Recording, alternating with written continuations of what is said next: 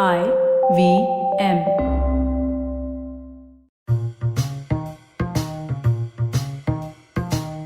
Hello and welcome to the Wire Talks. I'm Siddharth Bhatia. Our guest today is Hansal Mehta, the well-known film director who has now moved on to streaming platforms. Hansal has made some very serious films and critically acclaimed films such as Shahid and Aligarh, comedies, and his latest work, Scam, is a multi-part series that tells the compelling story of the stock market scandal of the 1990s. He often tweets on current topics and speaks up about industry matters. We'll be talking to him mainly about how the lockdowns have affected the film industry, the closure of cinemas, and the future of films and the way films will be made in the coming months and years. Hansal Mehta, welcome to the Wire Talks. Your show Scam is a hit among viewers and critics alike. Did you think rather, that a story about something that happened almost 30 years ago would have any resonance today, especially among younger viewers? I was definitely not prepared for this kind of euphoria. The response is even now, it is overwhelming, to put it mildly. We're totally overwhelmed by the kind of response we are getting. But when I was watching the show while we were editing, I realized that we were onto something special. I realized that, this was going to resonate. Even when we were writing, there was a certain amount of confidence we had. But when I started editing the show, I realized that we were onto something very, very special. And of course, whatever happened after it released is something that I could not have imagined in my wildest dreams. Yeah, you think there is a sense of nostalgia, or because it's a beautifully short period setting, the actor is excellent, he's just immersed himself, the whole story build up, underdog and the rise and crash. Is there some sort of nostalgia for those times, people wanting to touch and feel something of that period?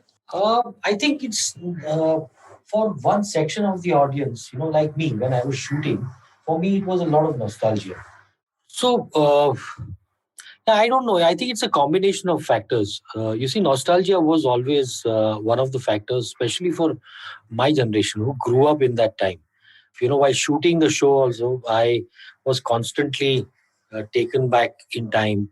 It was like, sitting in a time capsule and being transported back to my college days and revisiting South Mumbai, South Bombay. And I lived in South Bombay, but I think it was much more than nostalgia. I think the show just came together. I think the writing, acting, the storytelling, all those things just came together. Well, it's a compelling story of a man out of nowhere and rising to the top, and then, by hook or crook. It's a perennial story, if you will. Yeah, it is. It is also, that quintessential underdog story. Also, as a maker, I was dealing with a world that I had grown up in. Not only those heady 90s. I'm also talking about, the Gujarati family as a unit. The characters was something that, the show, I feel, when I look at the show, it has a sort of lived in experience. And it is the experience that I have lived as a Gujarati boy growing up in, Bombay. And I think that experience sort of translates, and it is interpreted by a very young team. So many of whom were born after the scam broke out. So it's a combination of that. There's the millennials and the 90s generation sort of coming back to tell this compelling story. Harshad Mehta was a fascinating character. And I think the show is a triumph of, great writing. I think that a very compelling character was built into a very, very compelling script thanks also to, Devashish Basu and Suchita Dalal's book, which provided us with a lot of material we had a choice of too much. So we had to sort of choose what we could show, what we could not, characters we could composite, characters we could not. So I think a lot of things. We also took, 3 years to write and then finally shoot the show. So we really nurtured the show, and I think all of that came together beautifully. Yeah, incidentally, you mentioned something about Harshad Mehta being fascinating. My one meeting with him, and I was quite taken up by the one thing, his sense of confidence. And things had already begun unraveling when I met him, but he had such a sense of confidence. So I suppose that's what prodded him along. But do you see the possibility of such a scandal now, or do you think that kind of risk taker is gone forever? Well, you're asking me or you're telling me? Matlab this, we are seeing this all the time. I think Harshad Mehta's story was also a cautionary tale. It was almost a precursor for the times to come. The banking system, while it has got more and more complex, it has also that complexity has allowed further, scamming. It has allowed, multiple financial frauds to take place over the years post Harshad Mehta. So I think those frauds are far more complex, far more criminal, and really massive in magnitude and in the damage that they do to the economy and to the common man in general. The frauds that have followed, whether it is Ketan Parekh, whether it is Nirav Modi, whether it is Vijay Malia, they have really damaged the economy and also eroded the savings of many an ordinary man. In fact, the scale is staggering now. Yeah. But now coming to the film industry, you took 3 years to write and shoot. You got that kind of breathing room. You were trying out a new medium. But at the end of the day, it's not though I'm sure, I don't know the facts, but the budget is nowhere near the humongous blockbuster budgets. And it's got because we watch it on a smaller screen, it's got an oddly intimate feel about it. But that kind of, I'm coming to what the industry is feeling right now, but I'm just putting this thought on the table that kind of blockbuster is going to be something that I don't know whether it's going to happen in the coming days. But as I said, I'm going to explore this a little later. At the moment, I was just thinking, and you have talked about this, barely was the first lockdown lifted and the shootings began that it all shut down. Now, how has that impacted the industry from top to bottom? From the producers to the directors to the actors, but more importantly to the technicians? Well, it has been like anywhere else. It has been, very quite debilitating, particularly for people. Most of us are contracted employees. We work on contracts. We work on tranches or on daily wages, uh, which are only applicable if we work. So yes, it has been tough financially for most of us. Particularly the all the daily wage workers, for the technicians. This lockdown has been very very tough for somebody like me. Yes, it has been. There are times when financially you feel slightly tight, but beyond that, it has stressed me creatively. Your creativity also depends on constant action. So very often you write and you stare into the sky and you say, okay, is this going to see light of day? What is the future that we are staring at? Because the in the industry, I think one of the things that cinema has sort of thrived upon is the big screen experience.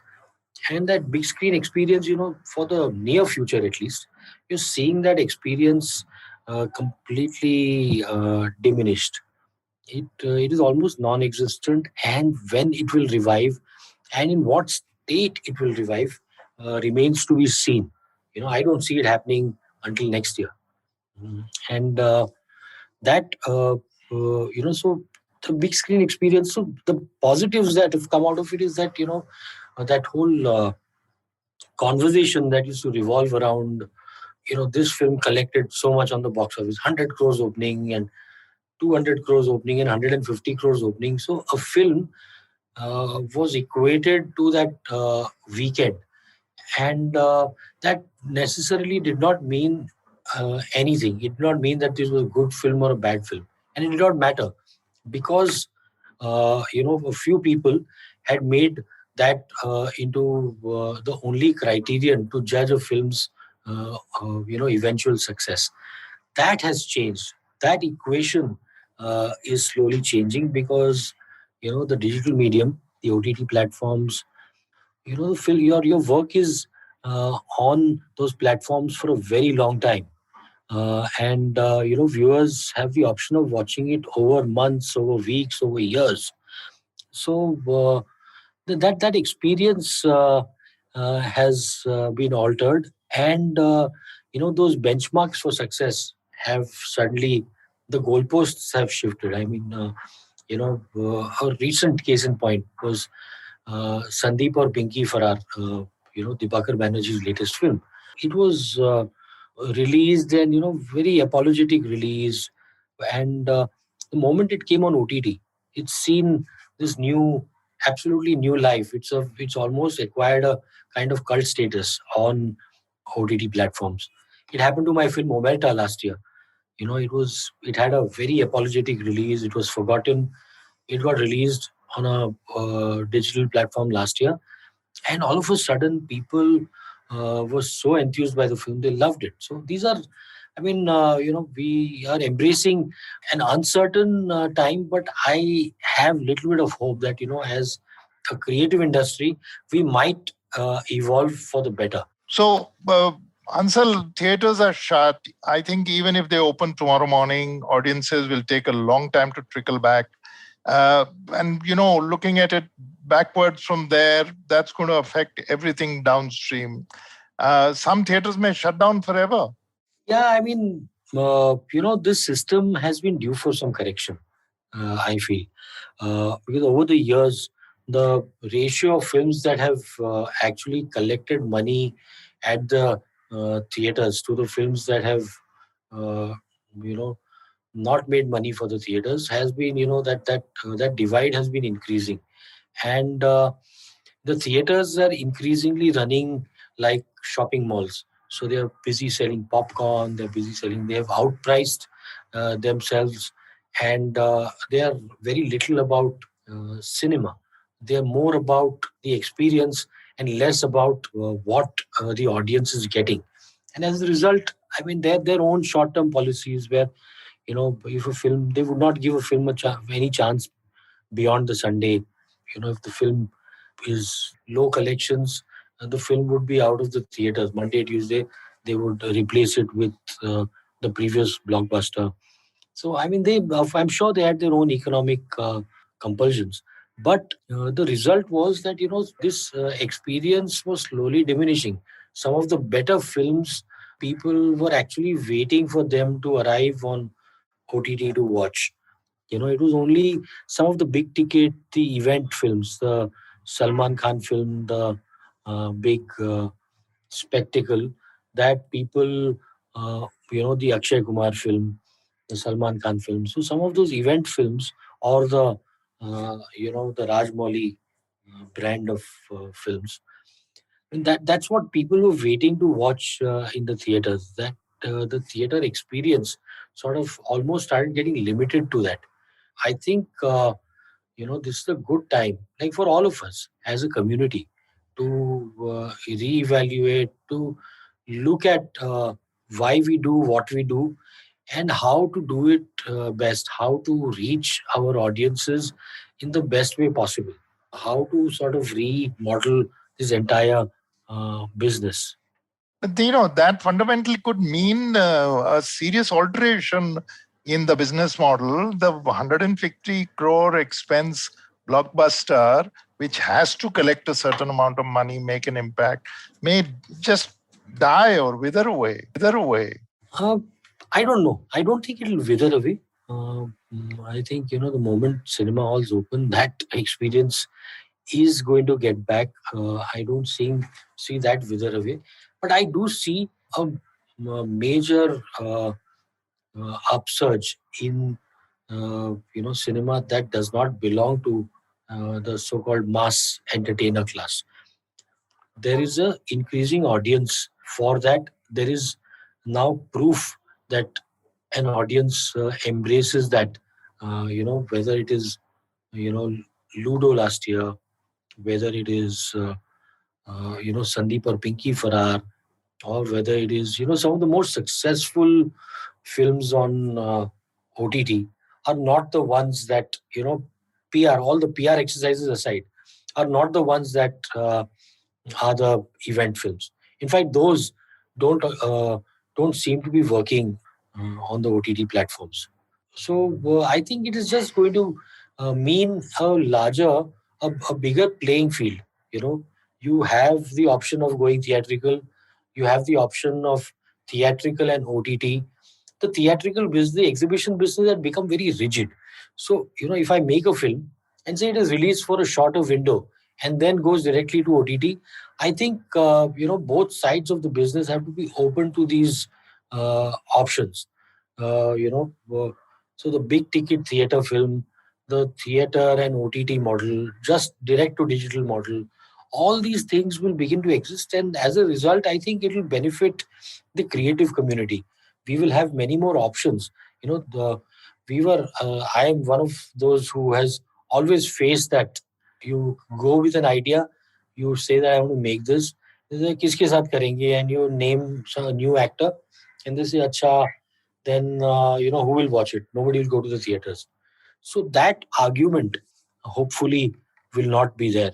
So the stories that you want to tell will have greater possibility of being seen. So as a creative person, as a director, as a filmmaker, I see this pandemic sort of helping us tell more stories and helping our stories reach more people without people pointing fingers at you and comparing you to perhaps the most silly film that would have done this astronomical business at the box office. So that I think we are heading towards a larger and perhaps a more level playing field. I'm picking up from what I had mentioned earlier. Will this affect the way cinema is made, the themes, the treatment? Which will films become smaller? Will stories become extremely important?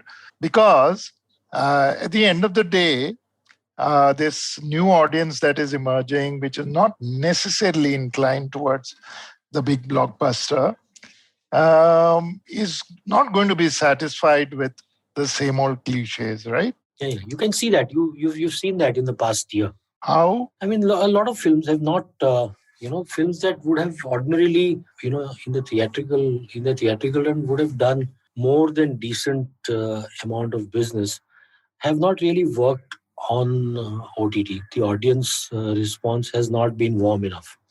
So I think it is. That's why I'm saying it's a positive thing that the focus on stories. Look at Pratik Gandhi, for example. He played Harshad Mehta. Scam was a runaway success, and today Pratik Gandhi is an actor people are seeking out. So I think we have the opportunity to create more stars. This whole monopolistic and very this club is sort of I think this I hope this club, we don't no longer remain this elite club, that there is space for many more artists and many more stories. Will this mean edgy stories, political stories? Because that also is beginning to bother people. So you've just touched the raw nerves. You know that. Yes, of course. But that's my job, to touch raw Yeah. nerves. So yeah, I mean, I don't know what. I think lots different kinds of stories. I think you know, I would love to see, say, a Salman Khan doing an Aligarh, for example. You know, so I think we'll be less afraid to experiment with newer themes, with newer stories. But yeah, I mean, political stories, we have to find a way of telling them differently. Let's put it that way. We will find a way of telling them. And I think as creative people, we will find ways. We will find ways to express our disappointment, anger, and even satisfaction with the system.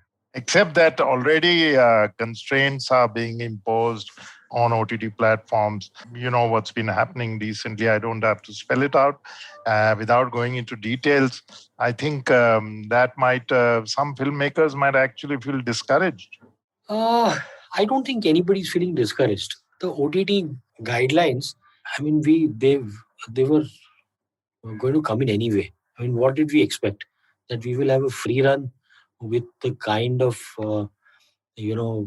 repression that has been going on for the past 7 odd years.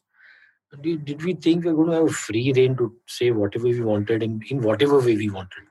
I think the guidelines have come later than sooner. I felt they should have actually, knowing these people, they should have come out earlier. I think you have to find a way around them.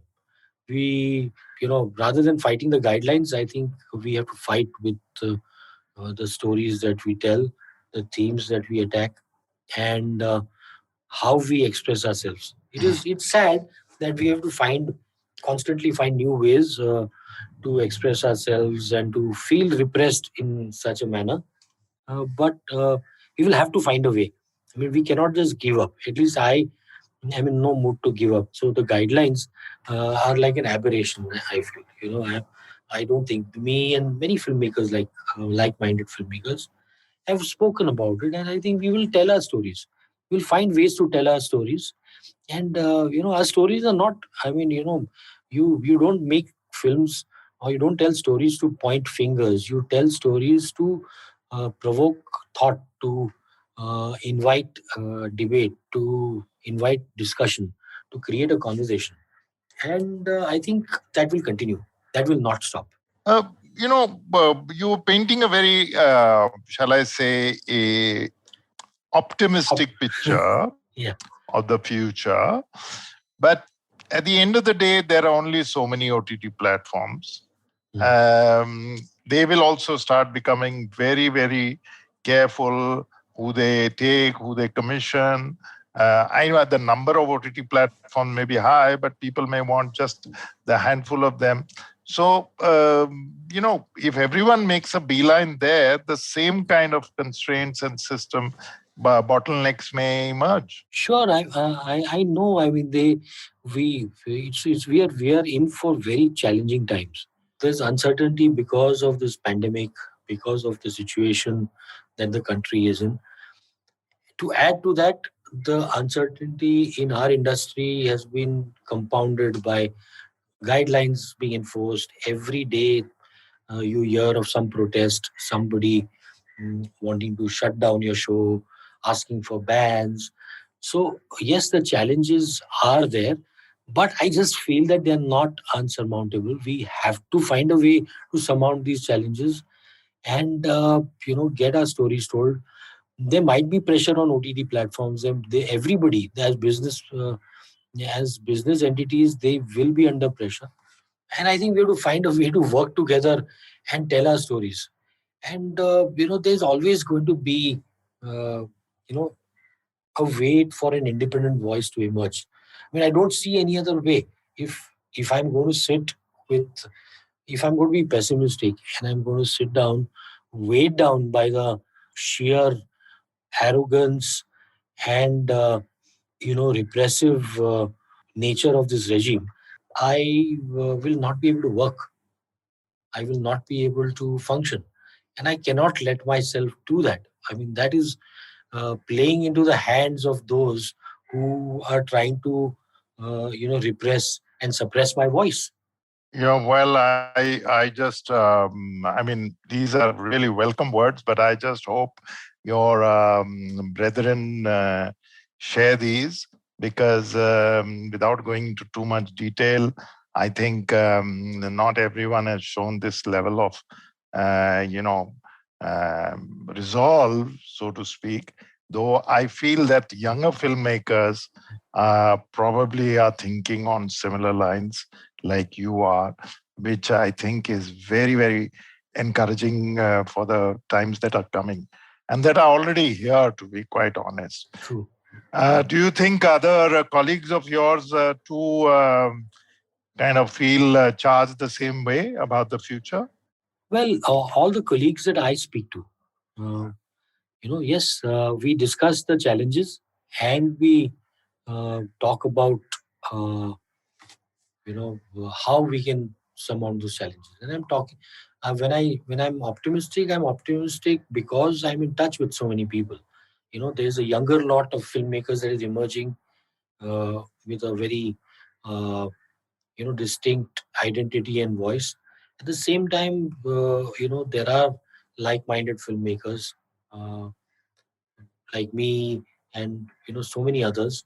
I don't want to speak for my friends and take names, but we talk and we are all we think that there are challenges ahead, but we have to the only way we can mount a challenge to uh, whatever is happening before us is to continue telling stories and finding ways to tell those stories. And the only way to do that is to have the support of your audience. And for that, I mean, I have Scam to be thankful for. I mean, that support has given me power. So I think what is necessary is for filmmakers like me to be empowered, to be able to tell those stories, to tell them fearlessly, at the same time responsibly. Yeah. One of the other things you had mentioned, I'm just bringing this up because it falls in the same category as challenges. You had mentioned the abrupt shutdown of the entire film censorship appeal process. The tribunal was shut down. Now you have to go to the courts. So again, these are all, you spoke up against it. These are all part of the challenges filmmakers will have to deal with. Yeah, absolutely. I mean, it was very disappointing. And I'm still disappointed that the FCAT was abolished. And I mean, there are, they've just when you try and get into a dialogue with the people who have been behind this decision, they say that, oh, this is part of larger arbitration reforms, and you know a lot of bullshit that is passed off in the name of reform, in the name of long standing need to speed up the process. So this is, I mean, typical fascist language. But again, we'll find a way. To be fair, I have gone to the FCAT only once or twice. I've not really needed to go there. The CBFC has usually been quite receptive to my work. We've had our fights, we've had our arguments, but I think we've managed to resolve it. So hopefully that continues. So I'm really pleasantly surprised, I must confess. And not that knowing you, I ever thought you would be somebody who would be downcast, but I'm pleasantly surprised that you are, finding a creative way to tell or discuss the future rather than a business way to discuss the future. And as you said, the success of your series has given you that level of empowerment. So, keeping in mind whatever you have said just now about wanting to tell stories which perhaps are bold, but in different ways, what are your own personal plans about your next few films? There's a lot of work on the anvil, Sid. I'm not at liberty to discuss everything right now, but there are some interesting stories that I'm going to tell over the year. It's going to be a balance of some of those difficult, dialogues that we want to have through films, through the stories we tell, and some entertaining films. There is a lot of work on the digital medium on OTT platforms that I'm looking at. So they're all very, very exciting stories. The stories of our times, the stories of the people that have inhabited our world, the stories of events that have shaped our world. And so, yes, there is, I'm in a phase that is creatively very satisfying. It's very energizing. I have an idea or two for you when you say about our times, but that I think I will keep offline. And if any time something moves forward, I plan to collect the copyright for it Okay. or the royalty for it. But knowing you, I can well imagine what's brimming in your fertile brain. So thank you, Hansal. I mean, wish you success. This has been a really, really exciting interview. Quite honestly, I'm very happy, not at the just at the candidness with which you spoke, that's important, but also the perspectives you provided to say not everything is hopeless. A lot more is going to come out of it. People are hurting. There is no question about it. Indians are hurting everywhere. But it's good to know that creative people will continue doing their job. So thank you, Hansal Mehta, for this conversation. Thank you. Thank you, Siddharth. That was Hansal Mehta, the well-known filmmaker whose latest online series, Scam, has been such a critical and commercial, or rather fan-based hit. Next week, we are back with another guest. Till then, goodbye from all of us from the Wire Talks. You can check out this podcast and other interesting ones on the Wire website, the IVM podcast website, app, or wherever else that you get your podcasts. Goodbye from me, Siddharth Bhatia, and the Wire Talks podcast team. I hope you enjoyed that show. If you aren't following us on social media, please do. We're IVM Podcast on Twitter, Facebook, and Instagram. We'd like to thank the sponsors on the network this week, Siet and Cred. We really appreciate the support. It is what makes this possible. So it was a fun week on Cyrus Says. We had guests like Dolly Singh, we had Guneet Monga, we had Kamya Jani of Curry Tales, and Cock and Bull, as we always did. Do check it out. I think you'll really, really enjoy that. On Paisa Vaisa, we crossed 300 episodes, and Anupam was joined by Akhil Handa, the digital head of Bank of Baroda. All Things Policy discussed topics like the 100 years of China's Communist Party, the Facebook versus the Government of India case, and the evolution of Indian science. On the Wire Talk, Siddharth Bhatia was joined by Gautam Bhatia to discuss the Central Vista project and why it's attracting so much flack. Sadaf and Archit are back on the Non-Curry podcast, and this time they raise the temperatures as they discuss the beloved spice mirchi. On the Millennial Athlete, this week Tanvi and Shlok speak to Sarita Chauri, a visually impaired judoist. And finally, I want to ask you all to give a listen to the Triangle Offense. Anybody who has heard me talk on a podcast knows I can't shut up about basketball, and these guys know more about it than I do. So if you enjoy basketball, do check this out. Nishant and Monish do an excellent job with this show. I was one of their guests a few months ago, which is how I met them and tried to convince them to come onto the network, and they're finally here. So definitely do check this out. Show's available on all major podcasting platforms, but they also have a daily YouTube episode, which is available on the IVM Podcast channel. And with that, I hope to see you again next week. Hi, I'm Zarina Poonawalla, host of the Empowering Series podcast on the IVM network. I happen to be a peak performance coach and leadership coach by profession, and I'm here to share with you productivity tools, life-altering techniques, and real-life hacks to help you achieve your maximum potential in everything you do, your relationships, professions, careers. So tune in every Monday to unleash your inner power. Be safe, be well, be empowered.